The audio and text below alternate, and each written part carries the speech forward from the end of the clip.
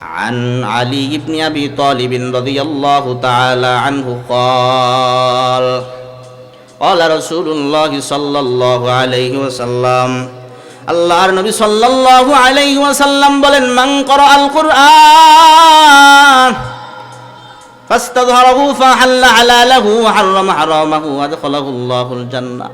আল্লাহ পাক রব্বুল আলামিন বলেন যেই বান্দা কোরআন তেলাওয়াত করে, কোরআন জব্দ করে, ফাহাল্লা হালালাহু ওয়া হাররামা হারামাহু, কোরআনের হালালকে হালাল জানিয়া চলে, হারামকে হারাম মানিয়া চলে, আদখালাহুল্লাহুল জান্নাহ, আল্লাহ তাআলা তাকে জান্নাতে ঢুকাইয়া দিবে। সুবহানাল্লাহ। সে জান্নাতে যাবে এমনও বলে না, আদখালাহুল্লাহুল জান্নাহ, আল্লাহ নিজেই তাকে জান্নাতে ঢুকাইয়া দিবে, কোনো সন্দেহ।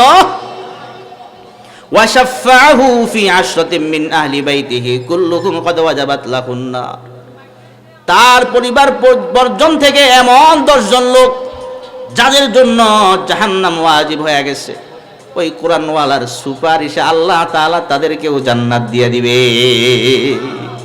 এছাড়া দুনিয়ার লাভের তো অভাব নাই, সবের তো অভাব নাই।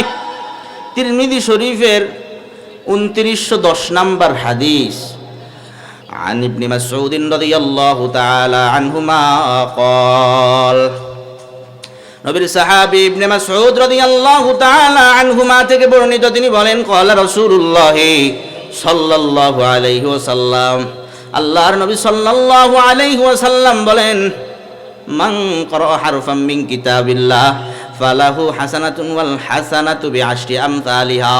আল্লাহর নবী সাল্লাল্লাহু আলাইহি ওয়াসাল্লাম বলেন যে ব্যক্তি কোরআন থেকে একটা হরফ পড়ে, কয়টা? জোরে বলেন কয়টা? হ্যাঁ, আমি বুঝছি আপনাদের হয়তো ভালো লাগতেছে না, একটু হাসাইতেছি না, কাটাইতেছি না। না না, কালেকশন তো আমি করবো না, আমি নিষেধ করছি। আচ্ছা আচ্ছা, আলোচনা এবার করতাম নাকি? আচ্ছা,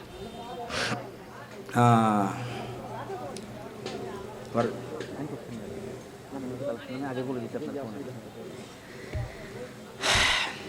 من قرأ حرفا من كتاب الله من قرأ حرفا من كتاب الله فله حسنة والحسنة بعشر أمثالها